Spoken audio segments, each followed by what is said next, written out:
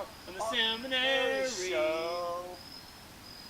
I'll never know how much this is being on a show with Jenna. and I'll never know how much it costs to see you on the Seminary show.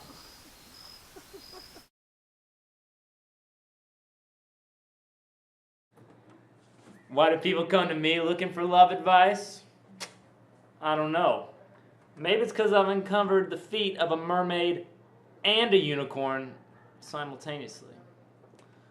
Maybe it's because in the mornings I like to start my day off with a drink of cologne.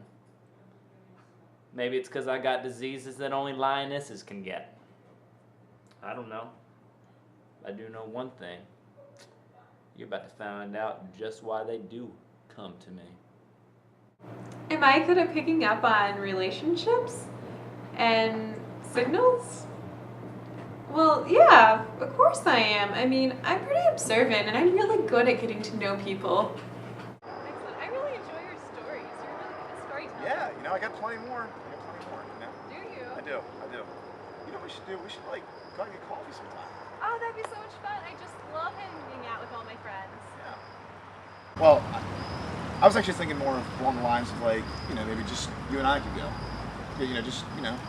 Sure, I shoot mean, me. of Go course get coffee. I can. Yeah. I mean, friends hang out all the time, Brian. Yeah, that sounds good. I don't get it.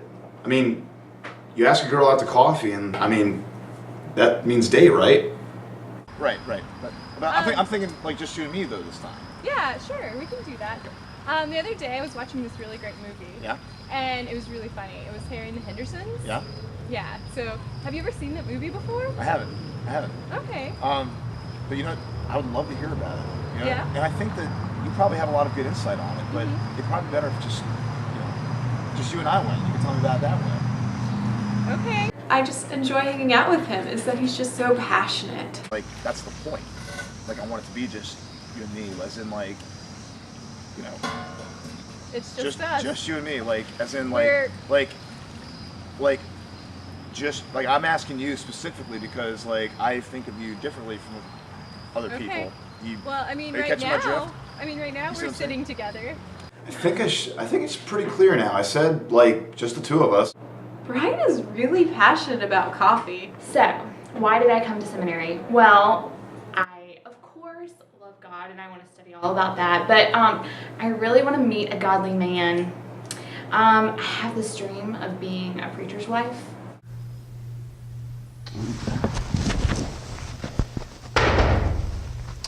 Oh, there she is.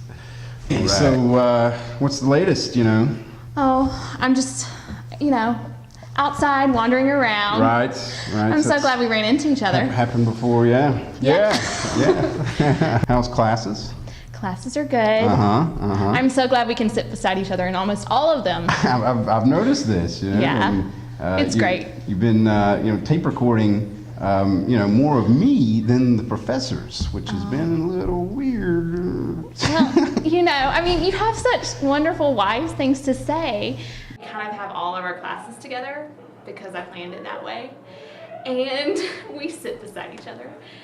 He tries to move sometimes, but I always make sure that I get there after him. But then, imagine, you're sitting in class, listening to lecture, you're certainly not on your computer, and someone is, instead of looking at the class, they're looking at you like this the whole time. Picture that in your mind, because that's what's happening.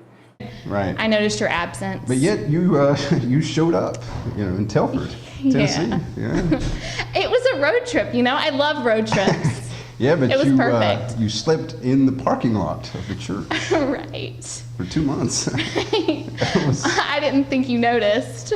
Yeah. I get there, and the mystery machine is parked outside the church, and I get there, and I'm thinking, wow, I was not anticipating a lot of young adults here, but this is so exciting.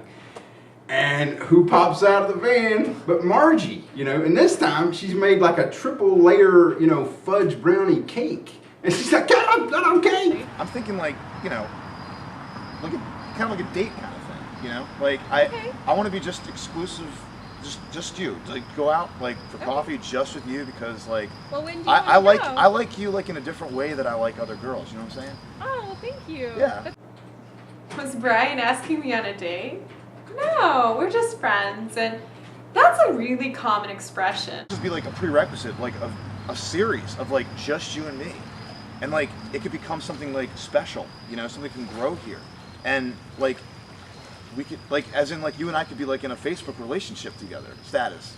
You understand what I'm saying? Well, you know what they say. It's not official until it's on Facebook. I really don't know what he was talking about, like, with this whole just you and me, and what is this Facebook he kept talking about? I'm just going to put my cards out on the table, all right?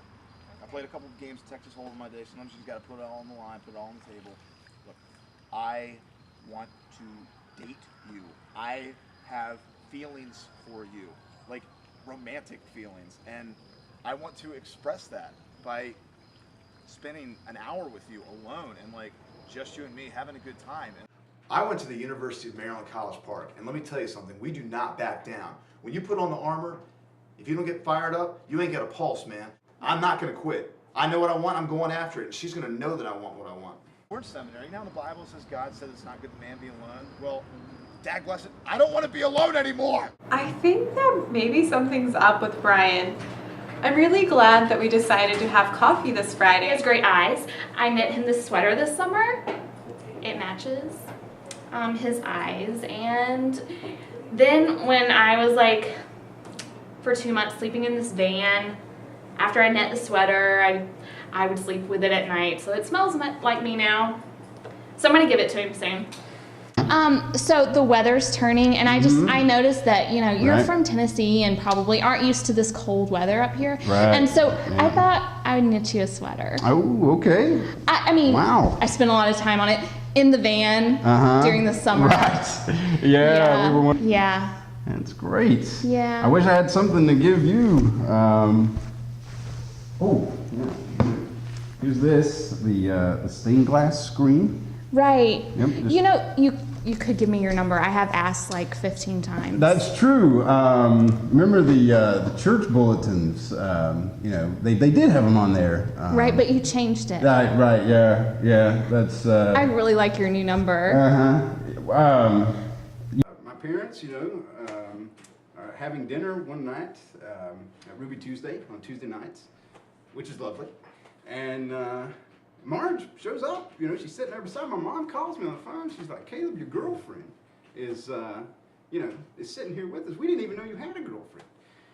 And I said, "Does she have some delicious chocolate chip cookies?" And they said, "Well, she happened to have them in her purse, and we're eating them right now." And so that's Marge. Well, Margaret, great to see you again. Bye. And this, hey, right? Please, you know, wear it as much as you want. You know, I might I'll put it on I right slept now. with it, so it should smell like me. I'll put it on. Okay. So part of my call is that I'm called to care for people. I know this for sure. I mean, a lot of the people that God calls me to care for, granted, are pretty cute guys, but that's just the singular nature of the call God gives me.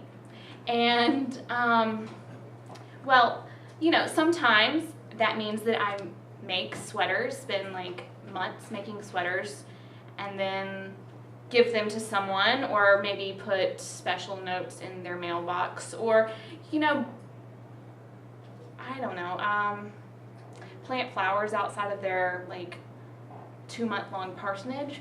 But I think that's totally right. You know, I think that that's just me responding to God's call on my life.